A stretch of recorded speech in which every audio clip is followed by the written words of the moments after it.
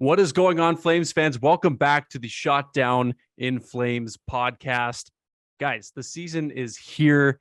It's underway. We have actual legitimate stuff to talk about. We don't have to fill dead air with favorite jerseys, jersey ads, as much as that stuff's a lot of fun to talk about. We have actual substance. There's meat and potatoes to the Shot Down in Flames podcast and across the Nation Network as well as the hockey season is underway. My name is Auddie James, joined today by Taranjot as well as Robert. We'll start. Taranjot, how you doing, man? I'm good, man. Coming off the home opener, went there. I saw you guys were recapping. You guys got me personally, Robert. Yeah, he got the highlights for me, so I appreciate that, Robert. But yeah, it was a fun night. It was sick, man. You were bringing the actual live from your seat highlights. Mm-hmm. Yep, it was cool. and I was thoroughly impressed because all I'm thinking is like, dude, Taranjot's got his phone out. Like, he's watching the game. He's probably recording the whole damn thing just in case something happens. That's the way I pictured it. What was it? Is that how you did it? No, I usually, like, when I'm at games, I usually, I'm kind of on my phone, like, just during, like, the commercial breaks. But then when a goal happens, I, like, jump up, high-five people around me. Then when the goal song starts, I start recording it right then, and I just post it. So it's just something I've done. Yeah. That's a good way to do it. Mm-hmm. And we'll check in. Robert, you were manning the clips last night. My goodness. I don't know if you saw Barn Burner today, but they brought your Twitter feed up and they were going through all the highlights. Oh, fantastic. Yeah. I didn't catch that, but I appreciate that.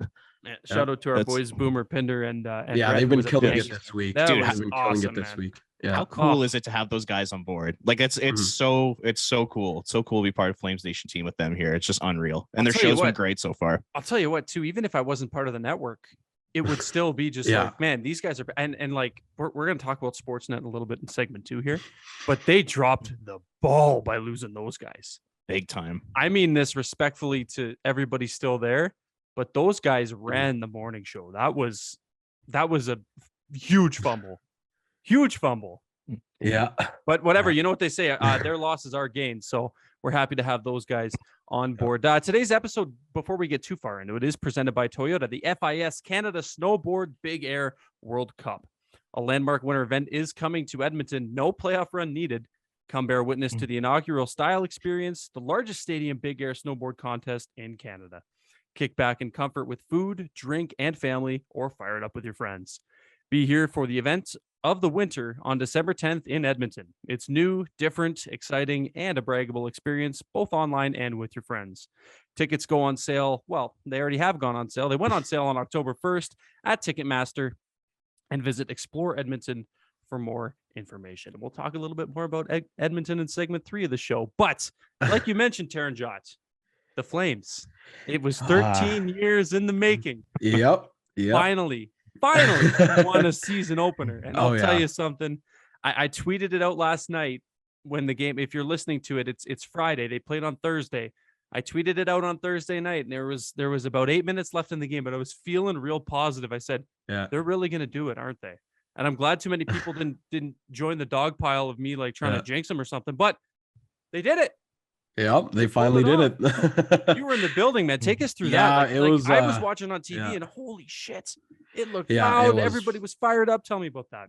Yeah, it was fun. Like initially, I got there pretty late. I'm gonna admit that I was trying to aim for warm-ups, but the construction around the dome it's a pain in the ass. So didn't consider that. So I mean, I got there in time just for the intros, but man, it was packed. Like every entrance, it was packed. Like you had to wait there for a good 5 minutes before you got in, and even just inside, the atmosphere was crazy. It felt like not even I'm just going to compare it, but they're not comparable, I guess, but it felt like a playoff game just in terms of how many people were in the building. Like you rarely see sold out games. Like Pike even mentioned it this morning, like it was a sold out game, like the first one since the 9-5 Battle of Alberta in March. But man, we'll talk about that. Yeah, it was amazing, man. I can't say much more about the Sea of Red. Just it's amazing. And Robert, man, how weird is it? You're watching a season opener. You're watching, and that's the thing for me that I love about not even just the season opener, but the home openers, even for every NHL team, is the player entrance. And like a lot of teams do a really good job. The Flames do a great job. Yeah. But like you look at Montreal, they have a sick ceremony that they do. It takes 8 goddamn years, but it's still good. But Robert, man, how weird is it? Like they got to Trevor Lewis. I want to know what you thought. He's number 22, Trevor Lewis, and I'm like, Oh, and number 23. Oh, wait. Oh, They're like yeah, 11. I did the same Ackland, and thing. then I'm like, oh, oh, just get sad and put your second. head down. yeah. He's wait not a here second. anymore. Right? How did you feel about that, Robert? Because like I mean, I know it's the new era of the Flames and everybody's excited, but like deep down, I was like, shit. It was weird. This is the new norm. It was so like first time since 2013 that we haven't heard Sean Monahan get introduced to us at a home opener. It was crazy. God. And yeah, like I was thinking about it. I think it's like the first time since 2007 that like one of Giordano, Monahan, Gaudreau, Tkachuk, Bennett, Brody, or any of those guys have not been on the team, which is pretty wild. Because I mean that was the core for like 10 plus years. So yeah, it was kind of bizarre not to have any of those guys there, but I'm totally okay with it. I think this team's better off for it. Oh man, yeah. What a perfect segue too. Like, holy shit, boys. Like that was the defending cup champs. And I'll preface with the fact that we know it was the second half of a back-to-back. The Avs didn't look like the Avs. I don't think they played their best game, but the Flames played a damn good hockey game, and that's a damn good hockey team that they played. Taranjot, you were there, man. Like, we all saw how they looked. Like, fast. They looked like they were, they all moved as a cohesive unit. Every line looked, and we'll get into the lines in a minute, but like they looked ready. And this is pretty much a brand new group. Yeah, I like you'd initially think that the jitters would be there for some of these new guys, but just from puck drop, you didn't even see any of that. Like Kadri was already doing his like cross ice passes. Uyghur was great as well. Same with Hubie, and like it just seems like a nice transition, and the chemistry is already there, and the atmosphere, like I even mentioned, it was crazy from the start of like the cheers for Hubie, Kadri, and Uyghur when they were introduced. It was one of the loudest. Like for Kadri, I think it was the loudest I've ever heard. And like the Ritchie goal, man. Like who predicted Brett Ritchie to get the first goal of the Flame season? I put a tweet out. I said, who had Rooney, or not Rooney? Geez, could you imagine? Who had Ritchie from Lucic on their Flames, or even just like opening week bingo card for the first Flames goal of the year? And it was an unbelievable pass by Lucic too. Oh yeah, like such a sick play by Lucic. It was like, if I'm not mistaken, like he was almost in the corner, like kind of not a no look pass, but like a no look pass ish. Yeah, right. It on was the so doorstep. quick. And why was Ritchie all alone on the? I know it's not usually a scoring threat if Ritchie's alone on the doorstep, but anybody wide open in that spot. Yeah, like I think any one of us three could probably tap one of those in. Yeah, I'm just happy to say that I've seen 3 Brett Ritchie goals live. Oh, like so I saw 2 of them. Yeah, I've seen them all. It's the best thing ever. So it was crazy. And then, man, like the Dubé goal was sick as well. But the Rasmus Anderson goal from Uyghur, that pass, it was so crisp and so nice. Man, all these goals were so nice. Like even the Toffoli one, the setup from Huberdeau and just everything else. I just think, you want to know what I got to say about that goal? Johnny Gaudreau shoots that. Johnny Gaudreau shoots that puck. He does not, and that's no dig at Gaudreau, but just such a pure distributor. Jonathan Huberdeau, we know he finished 115 points last year, same as Gaudreau. Most assists, I can't even remember the stat. What was it? Most assists by a left winger in NHL history, I think. Right. Crazy. Like Gaudreau shoots that puck. Huberdeau, the patience, he waited it out. Or Toffoli, it was Toffoli scored that one. Yeah, sorry, it wasn't the Lindholm. Was it Lindholm? Oh, Lindholm. Yeah. Sorry, I mixed them up. That's okay.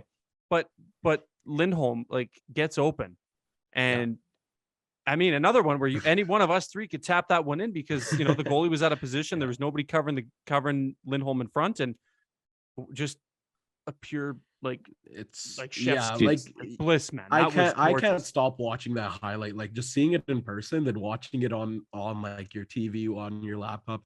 Man, this Flames team is going to be so much fun to watch. Like Huberdeau, Kadri, like this team is just amazing already, and it's only been one game.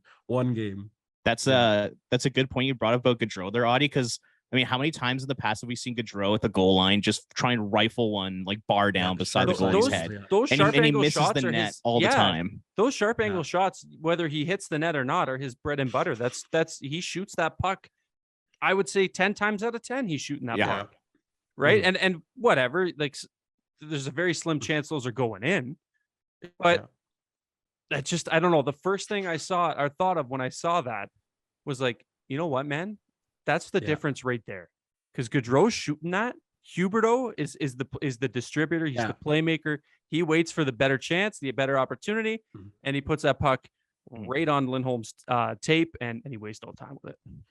Yeah, I said that a lot of times during the power play. Like I don't remember how many power plays the team had, but just the way he controls the puck, instead of like lanes where he shouldn't be taking a shot, he doesn't do that. Whereas like in Gaudreau's sense, like he'd have those shots, then he'd take those, but Huberdeau's puck distribution skill is just out of this world, and it's absolute fun to watch. He's so smooth, like he's so like silky, and like he makes it look so easy, and like I love watching him play already. It's fantastic. And one kind of hockey nerd thing I'll also say is one of my favorite things about watching Elias Lindholm is when he gets the puck, how he like kind of cradles it and just like fires it off his stick so quickly. Like he's got one of the best releases in hockey. And he showed it on that goal last night. Like it's just so much fun to watch. I think him and Huberdeau are just going to be an unreal duo together. Yeah. And you know, just some quick hit points on from what we saw last night. I don't know about you guys. Dylan Dubé looked great. No, best forward on the ice. So good. We did our Flames Nation roundtable, and I think I put Dylan Dubé as my not exceed expectations. No, I put him as you put him at Mike. I know. And that was bold because he had a fucking awesome camp. Yeah. And he looked good, but I'm like, you know what? Yeah. I kind of wanted to be different, but mostly like I'm gonna eat crow. Like I'm gonna eat crow on that take all day. And it's only one game though. There's lots of time for him to screw up. There's still 81 more to go. I'm not wishing for it. Don't get me wrong. I'm not wishing for it. Auddie, you hate Dylan Dubé. Put that out there. Auddie come hates on. Dylan We've Dubé. already set that. We've already set that. All right. Yeah, you got the sound bit now. There it is. Auddie hates Dylan Dubé. But yeah, he looked good, boys. For like 89-90% of that game, the fourth line looked good. Like late in that third period, they kind of broke down a little bit, and that could have just been like a late push from the Avs. They were playing, that top line, and it was a bit of a mismatch with the McKinnon line out there against the Rooney and Lucic and Richie line. But for the better part of this hockey game, man, they ate up some good minutes. They had some strong shifts, and obviously Richie scores. What more do you want from your fourth line? Yeah, Robert, you can go first. Yeah. There were a couple plays by Lucic that I love. So one was that first pass on the Richie goal, just like we were talking about already. So nice. Yeah. And then there were a couple other plays where Luch went after Cale Makar pretty good.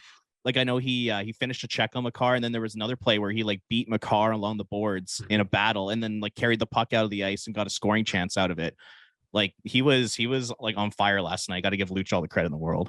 Yeah, and even like Rooney, I thought he looked great out there as well with Richie and Lucic, and I was shell shocked. Like I made a comment during the game, like, yeah, this fourth line's not going to be good, and then, like I think it was 5 minutes after that Richie scored. I'm like, yeah, I shouldn't have said that. And it's the MJ meme, man. Funny. They got dunked on all off season, and then they took that shit personally.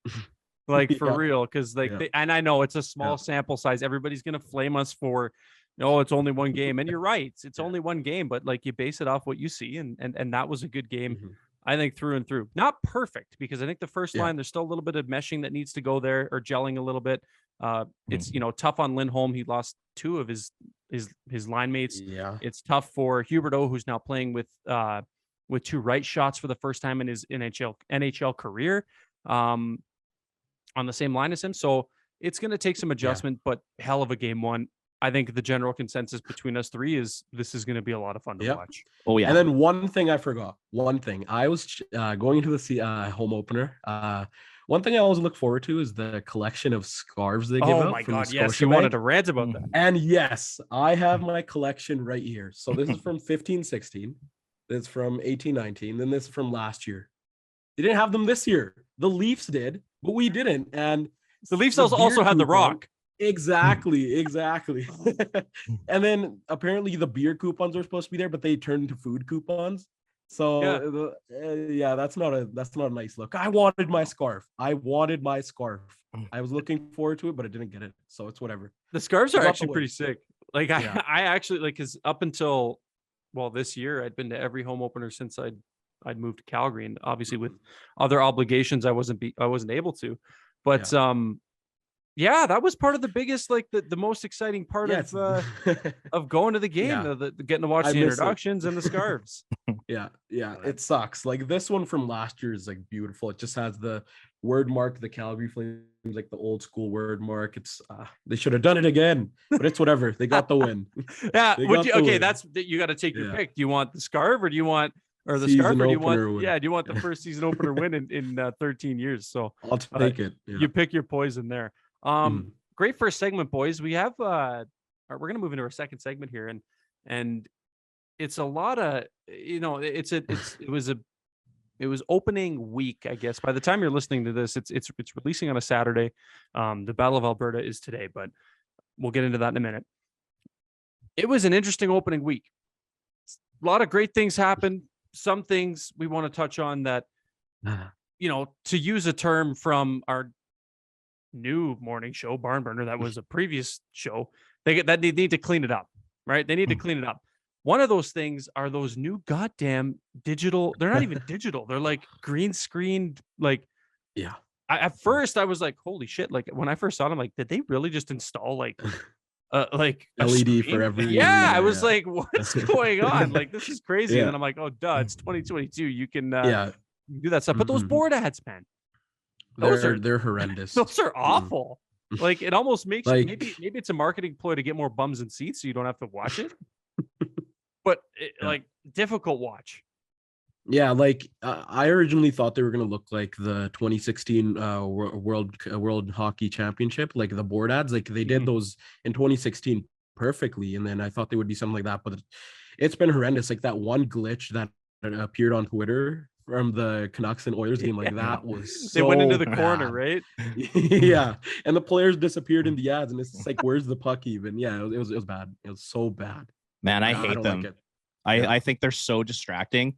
Like they're so bright and they're moving and they're so distinct too. Like I know last night TELUS had a bunch of ads on the boards and there were a bunch of like wild animals, like there are parrots and fucking a whole bunch of other animals on there. And it's just like, can you get this off, please? Like I'm trying to watch the goddamn game. It's so Thank annoying. God I missed that. Thank God I missed that. Oh, yeah, God. it's just like if they're gonna do it, like make it look kind of like seamless and make it kind of subtle, but like they're so in your face and they're so bright and they look terrible.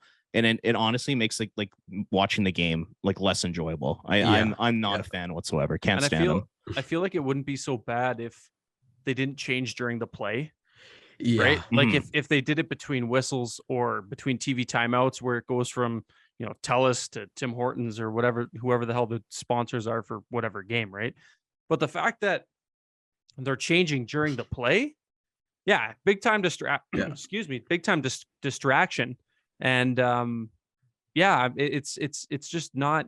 There's a lot going on, right? Like you got players moving around, you got the puck moving around, you got cameras missing everything, and the last thing I need as someone who's trying to focus on the game is this friggin' wave of whatever animals and whatever other shit these advertisers are going to start using, but.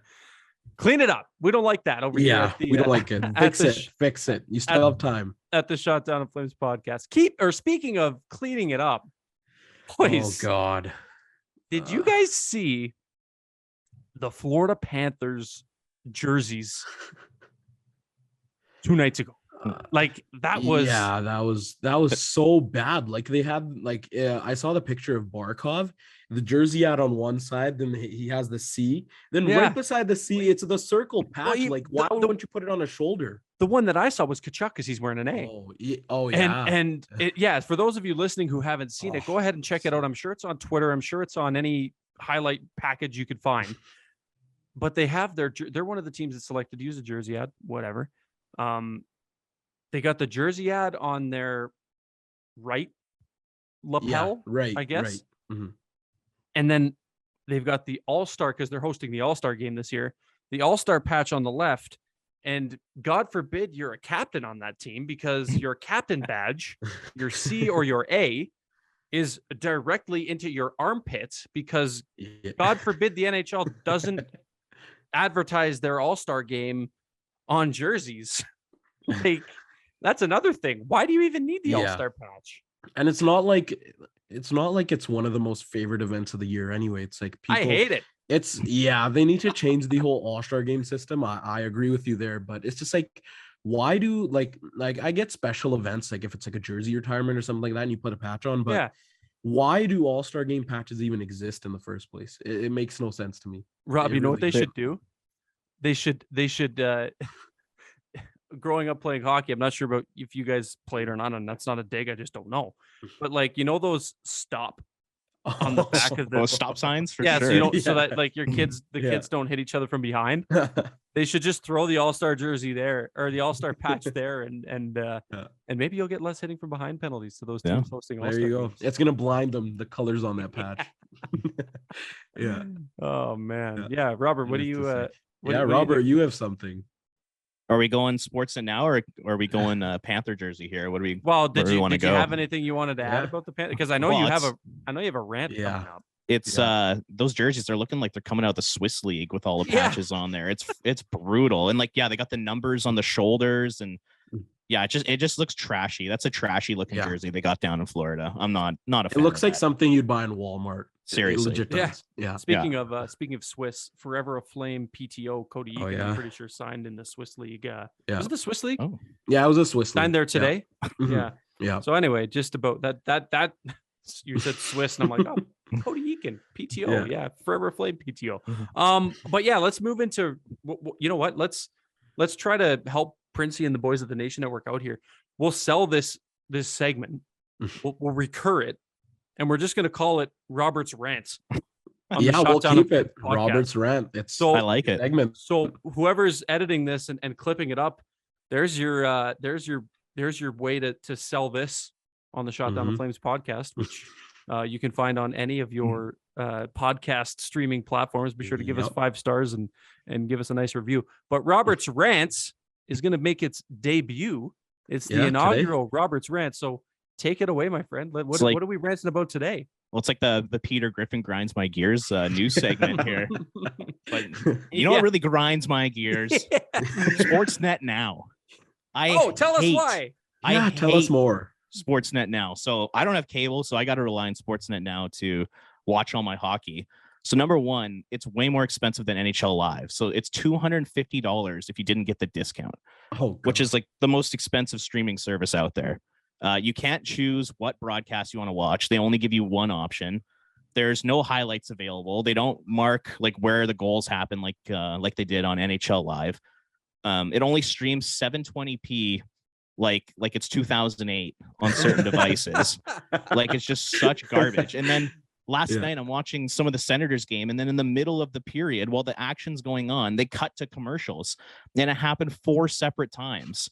So like, between the board ads that look like crap, between Sportsnet Now, the hockey viewing experience has just been absolute garbage so far this year. And it's been bad. Like I know both of us do clips and stuff, like highlights on Twitter, and even just in general, like it's a pain in the ass trying to get some of these clips where sometimes the stream doesn't load. Like Sportsnet Now, it's been so bad in terms of that. Like I have no clue what they're doing. It signed me out twice during the Flames game saying that I exceeded my device capacity, and I'm literally the only guy watching on my computer. Like it's so bad. So Sportsnet needs to get their shit together, because it's so brutal. Like I wish we'd go back to like the glory days of CBC. I always thought CBC like 2002 to like 2010 kind of area.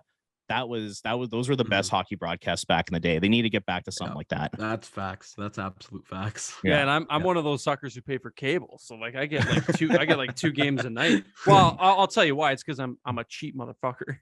And when I bought my house and I signed up with Shaw, they're like, oh, we'll throw in cable for like whatever, and it'll make your internet bill go down. And I'm like, all right, sure, whatever. Like now I'm signed in. Why not? I'm locked in for like 3 more years for 2 hockey games a night on Hockey Night in Canada or whatever, right? But I'm not going to tell people that there's ways to go around that. Wink, wink. There might be a couple. You can wink, wink. If you're watching this clip, there might be a couple ways that you can get around using Sportsnet Now. I'm not going to say maybe. I'm not going to say what it is. NHL 66, but there's ways that you can avoid Sportsnet Now, and that's not encouraged, nor is it a recommendation, but it can happen. And yeah, you do you. It's the best thing But out to your there. point, Sportsnet now, like NHL Live was pretty good. Like It was really good. I shared it with my brother last year, and Yeah. I got to watch out of market games and games that teams you wouldn't normally get to see in Western Canada. But you also got to choose, like you said, you got to choose your who you want it. So if you don't want to listen to Dave Randorf or you don't want to listen to whoever, you can. And that's not a Dave Randorf drive by. I'm just saying, if you don't want to listen to a certain broadcaster, you can have your pick on the home or away feed. So that's our Robert's rant. Robert's rant. Robert's rant. To Sportsnet. Give it now. up. Give it up. Yeah, I got to start great. making That some was cold great. calls That was here great. and try and sell some ad space for that. No kidding. No kidding. We'll see what we can do there. But boys, this episode is releasing on Saturday, October 15th. So if you're listening to it now and the game hasn't happened, the Calgary Flames play today. And it's not just any old Calgary Flames game. It's the second game of the year, and it just happens to be at Battle of Alberta. So we get the Stanley Cup champions in game one, and then we get a fucking bloodbath in the second game of the year. So let's do a quick little preview here of Flames versus Oil. Let's not pick on Waz. Let's not pick on Nation Dan. We'll keep Oilers Nation out of this for now. Yeah. But we'll start with you, Robert. Maybe take us through what are you most looking forward to? What scares you? Just take us through your Robert's pre-Battle of Alberta little analysis. Take us through that. Yeah, I mean, honestly, nothing better than the Battle of Alberta on Saturday night, Hockey Night in Canada. It doesn't get any better than that. A few things I'm looking forward to. The one I'll bring to the table here is the Nazem Kadri versus Vander Kane storyline. I cannot wait to see how this plays out, because in the playoffs last year, Evander Kane took out Nazem Kadri with that dirty hit and broke Kadri's hand. So it's going to be really interesting to see if Kadri's going to try and get some retribution on him, or maybe like Brett Ritchie or Milan Lucic goes after Kane or something like that and sets the tone. So that's one that I'm really looking forward to. And man, I hope those two guys go at it and kind of make it like a Tkachuk Cassian, like 2.0 type of battle. I think that would be so good for the Battle of Alberta. And yeah, I'm hoping it gets really chippy. I'm hoping it gets physical, chippy, maybe a fight or two. And then the second thing I want to see the Flames do would be just play McDavid and Draisaitl hard.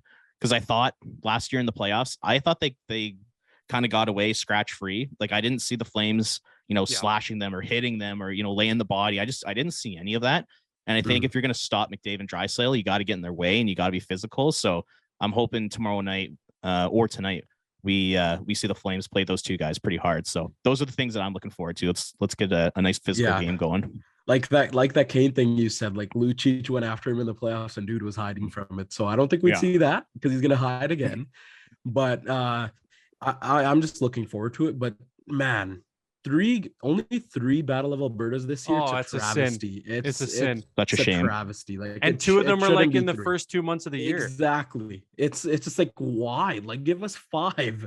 It was the most watched series in round 2. Like from all the stats, it was the most watched series in round 2. So I don't know what the NHL did scheduling wise, but I'm looking forward to it. And there's a lot of bad blood still there after the Oilers took the Battle of Alberta in the playoffs, to the first one in 31 years. But yeah, if the Flames play their game and don't go into the Oilers system and just make life tough, like Robert said, for Draisaitl and McDavid, and don't slash the wrong shin again like they did during the playoffs on Draisaitl.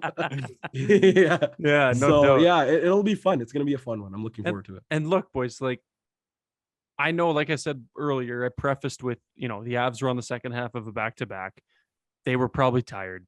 Yeah, they were playing their 1B, I guess. What would you call like Georgiev and Francouz? Would you call them a 1A, 1B starter, backup? So. I don't know. Yep. Either way, maybe not the best Avs team or the best version of that Avs team. The Avs were pounding drinks too on the flight. Oh, they were celebrating that banner. Yeah, for sure. And apparently they flew in very late. Yeah, they got in at 3:30. Yeah, there you go. Local time, like 3:30 a.m. They got in. So I get that. But if the Flames can play the same kind of game that they did against Colorado, maybe tweak those little things we talked about earlier when we were talking about the lines and chemistry and this, that, and the other. You got to remember too, it's the second game of the year. There's going to be hiccups. It's just natural. But if they can play damn near the same game, if not better, they can keep up. And we know that the Oilers can be had.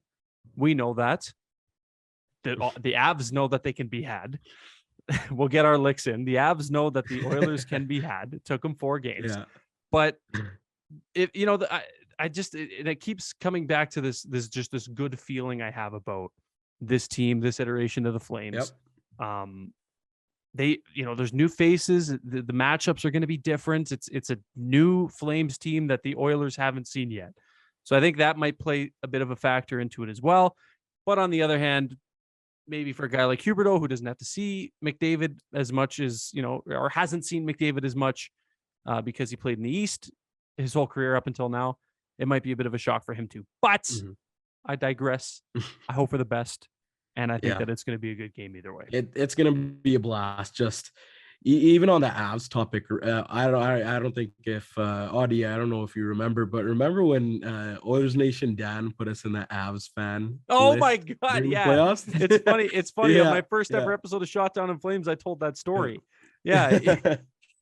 Nation, and at first I didn't know who he was, and I'll just quickly hash over the story again. But yeah, in the playoffs after the Flames got booted, obviously everybody in Calgary became an Avs fan because they were playing Edmonton, and for guys like O'Connor and Makar. But Nation Dan threw a bunch of Flames fans in this. All of us. Were you in that, Robert? Yep. I don't know if I was. No? Oh. I don't think so. Because you didn't shit talk enough. Yeah, I don't think so. You kept it clean. It clean. But he threw a bunch of Flames fans in this Twitter list called, it was like, what was it? Flames fan. It was like Flames fans becoming Avs fans. Yeah, something like that. Yeah, it was like a whole bunch of us. It was hilarious. Oh, that was an ultimate troll job. So I'll give Nation Dan some props for that. That was funny as hell. But Oilers Nation versus Flames Nation. First time tomorrow. It's gonna be fun. It's gonna be fun. You know damn well that we're gonna get our licks in on those boys up north, and I've seen some accounts. I don't know if you know, like Sea of Red Central has been posting he's been shit talking. Justin's been doing a good job shit talking already. Even on the Flames Nation account, I don't know if it was you, Taranjot, or whoever was locking in. I did that whole opener thing. Smack. Yeah, I did that. I have some things ready tomorrow. Yeah, I mean today. Today. I guess so. Yeah, today technically. Yeah. So, should be a good game though. Should be a good game. Robert, anything you want to wrap up with for the Battle of Alberta? Well, here I'll throw this question out to you guys. Sure. Because I've been seeing some debates on Twitter here. So, do you start Jacob Markstrom? Because I've seen some people on Twitter. There's like part of the fan base that says throw Vladar in there. Like the Oilers are in Markstrom's head. Just like keep him away from the Oilers. Or do you throw Markstrom in and try to get him to kind of get over the playoffs a little bit? Boost though if he wins that game. Hey, yeah, totally. Yeah. Don't you think? Who are you guys starting? Yeah.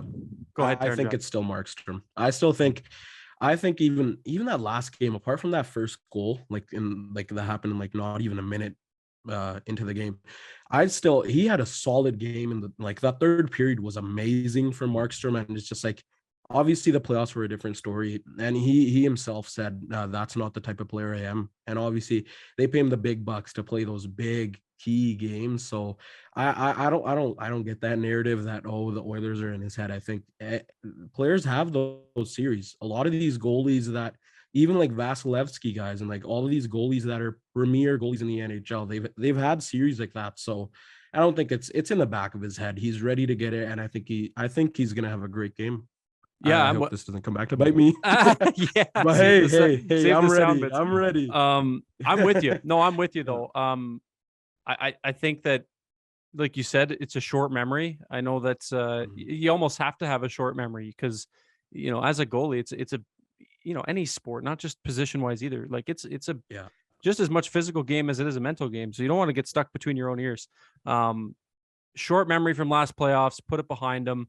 And talking about and Markstrom, I think got some unnecessary flack this after last game. People saying that the goals he let in were weak. Let me tell you one thing. First goal, kind of fluky. Probably wants that one back, but kind of fluky. Wasn't the best. Second goal, you get beat clean by McKinnon. That's gonna fucking happen. No one's stopping that. No one's stopping that. Just a gross shot, and he's a fucking truck. Third goal. blown assignment by Trevor Lewis. Valerina Chushkin walks in, like we said, on the doorstep happens. Any three of us could have made that play happen. But yeah, unnecessary flack. I think that he's gonna start this game. He wins this game. It's a confidence boost for him.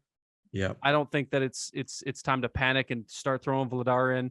I think this is Markstrom's start, and I hope he has a good one. So couldn't agree more. Yeah. What do you is that what you're going with too? 100%. Yeah, you absolutely get him in there. You let him exercise some of those demons because I mean the thing is, if the Flames are going to go deep, they're going to go through Edmonton, and Markstrom's going to be playing in that series, so he better be ready to go. So he's playing every game against the Oilers in the regular season for me. 100%. Yeah, I'm with you. So it should be a good one. If you're listening to this on game day, we hope you enjoy the game. If you're listening to this sometime in the future after the game, we hope the game went well because it hasn't happened yet hopefully at the time of this recording. So guys, make sure, well, first of all, thank you guys for listening. I'm not going to do a call to action without thanking everybody for stopping by and listening to these three schmucks talk some hockey. But thanks for listening to the Shotdown of Flames podcast. Boys, this was a lot of fun, as always. Battle of Alberta is back. Let's go. If you enjoyed the episode, please be sure to, well, hopefully you enjoyed it. Be sure to give us a review. Give us 5 stars. We have a bit of competition now within the network. We got this show called Barn Burner. We got these guys called Boomer, Pinder, and Warner. They're going to have all the good reviews. We want to at least just be kind of close to them. We're never going to be a little bit. We're never going to be Boomer, Pinder, and Warner. We're always going to be Taranjot, Auddie, and Robert. So like, it's not like, we're not after their gigs or anything. It's a hard shoes to fill.